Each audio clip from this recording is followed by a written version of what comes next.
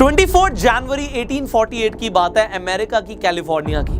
आपने कैलिफोर्निया के बारे में हो सकता है पहले सुना हो, बट 1848 से पहले वो एक रूरल प्लेस होती थी। वहां पर एक आदमी जेम्स मार्शल नाम का एक मील में काम किया करता था एज अ कारपेंटर। बट एक बार वो जाता है 24 जनवरी के दिन एक नहर के पास।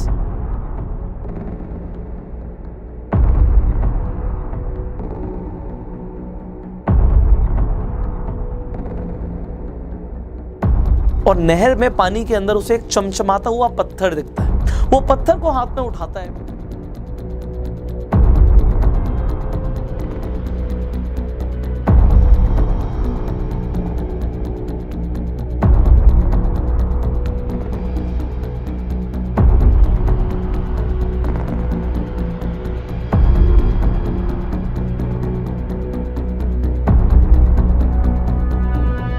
उसका टेस्ट कराता है, उसे पता लगता है कि वो तो सोना है, प्योर गोल्ड है।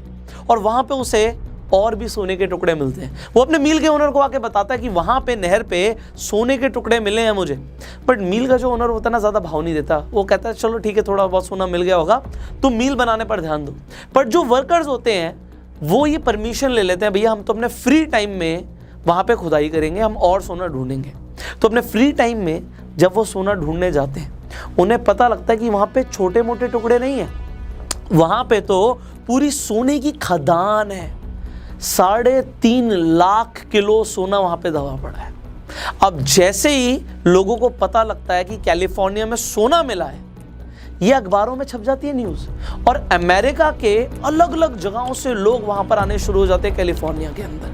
ना सिर्फ अमेरिका के, पूरे वर्ल्ड में जहां जहां तक ये न्यूज पहुंचती है, लोग अपना काम धंधा छोड़ के, कोई डॉक्टर है, कोई इंजीनियर है, सब छोड़ छाड़ के आ जाते हैं सोने की खुदाई के लिए।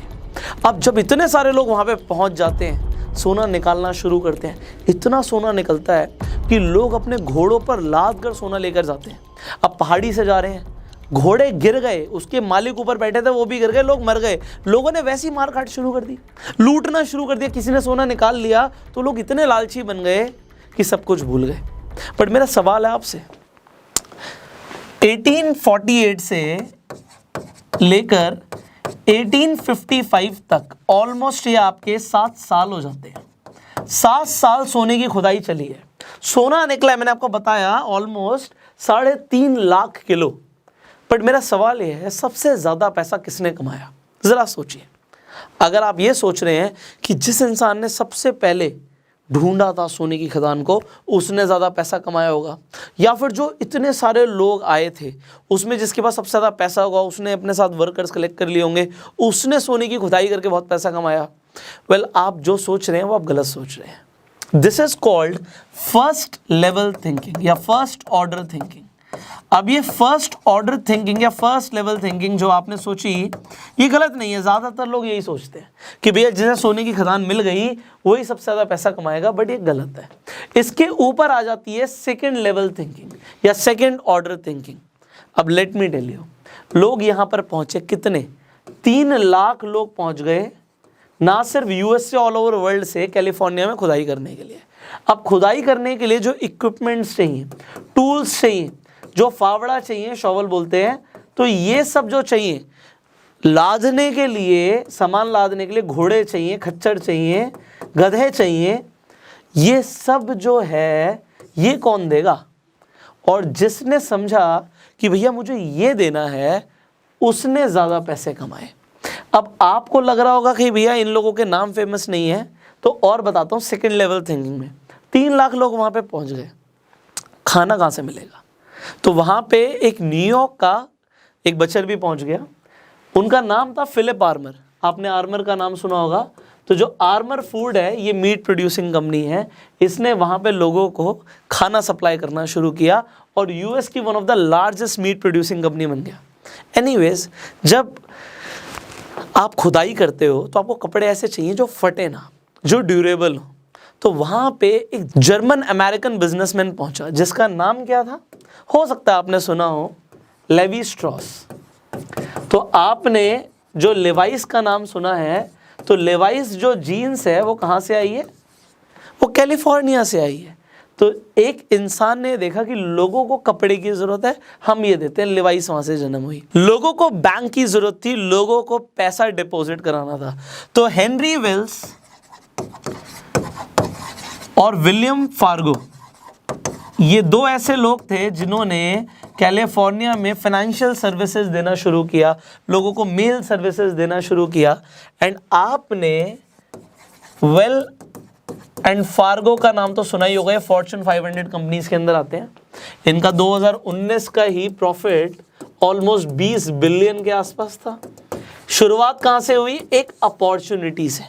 सो आज अगर हम बात करें स्टॉक मार्केट की, हम बात करें पैसा कमाने की, तो आज आपको ये समझ आ गया होगा कि सिर्फ फर्स्ट लेवल थिंकिंग से या सिर्फ फर्स्ट ऑर्डर थिंकिंग से ही पैसा नहीं बनता, ज्यादा पैसा बनता है सेकंड लेवल थिंकिंग से।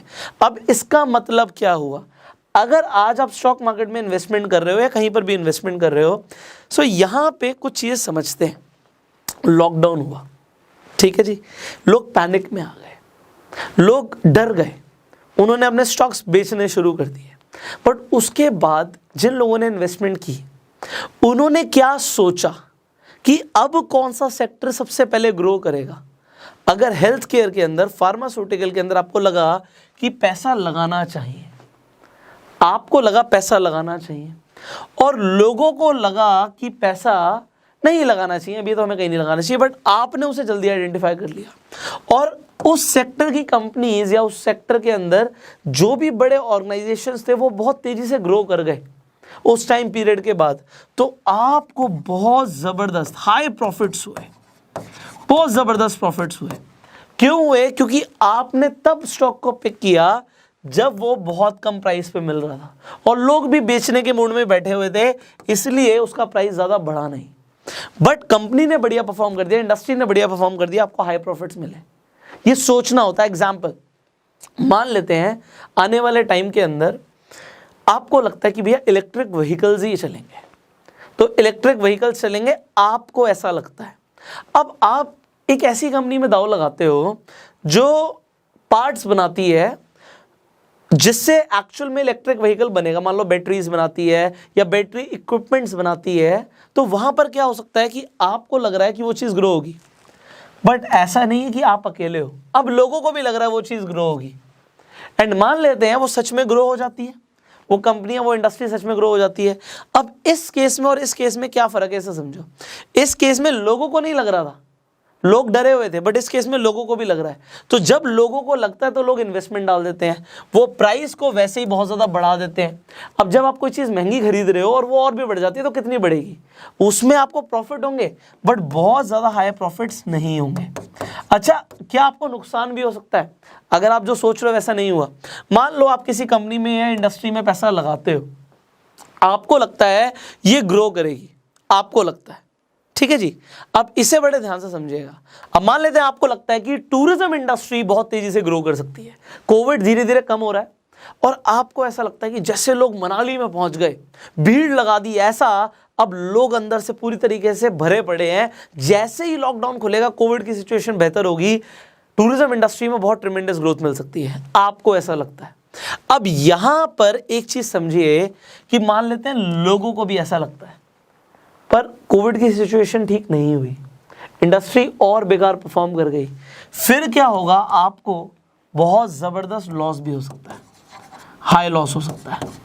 और यहीं पे एक फाइनल सिनेरियो और ले लेते हैं। मान लेते हैं आपको लगता है कि टूरिज्म इंडस्ट्री ग्रो करेगी, बट लोगों को नहीं लगता।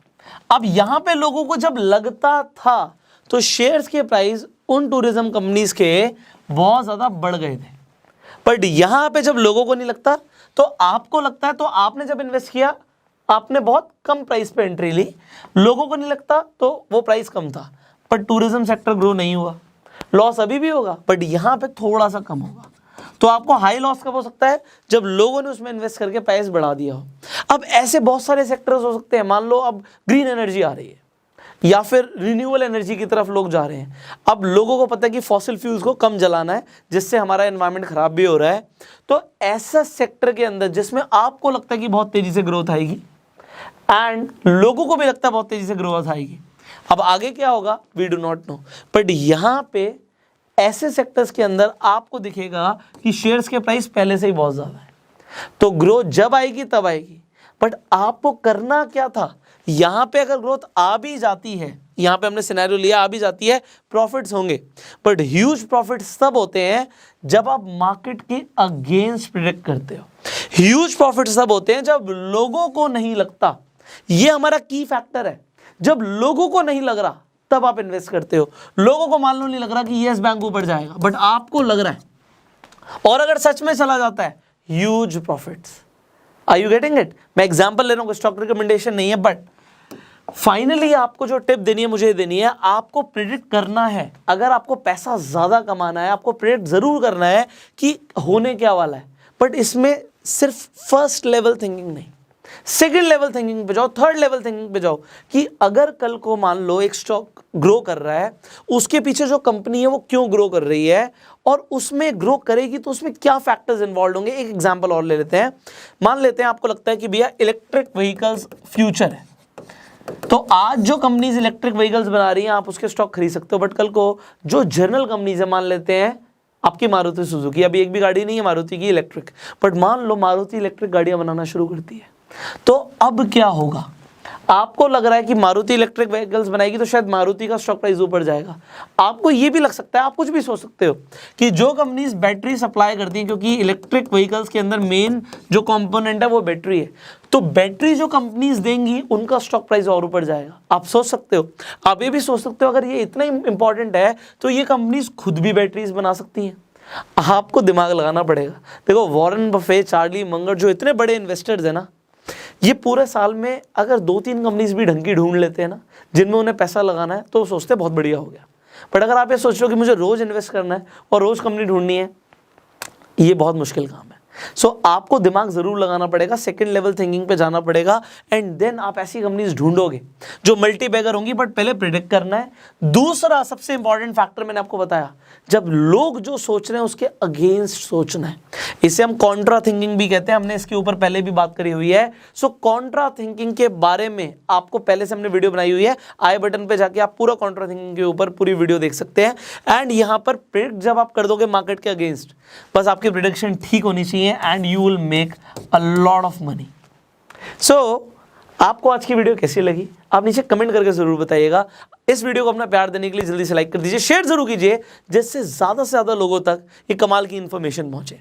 फाइनली अगर आपको स्टॉक मार्केट में इन्वेस्ट करना है तो आपको अपना एक डीमेट अकाउंट चाहिए होता है। इस वीडियो के डिस्क्रिप्शन और कमेंट बॉक्स में लिंक है, जिस पे क्लिक करके सिंपल स्टेप्स को फॉलो करके आप अपना डीमेट अकाउंट खुलवा सकते हैं। तो आज ही अपना डीमेट अकाउंट खुलवा लीजिए, जिससे आप शेयर मार्केट के अंदर इन्वेस्ट कर सकें, ट्रेड कर सकें एंड अच्छे डिसीजंस ले सकें। फाइनली इस वीडियो को अगर आप देख रहे हैं यूट्यूब पे तो सब्सक्राइब कीजिए, बेल आइकन पे क्लिक कीजिए, एंड फेसबुक पे देख रहे हैं तो फॉलो कीजिए। I will see you in the next video. Till that time you share this video and go self made.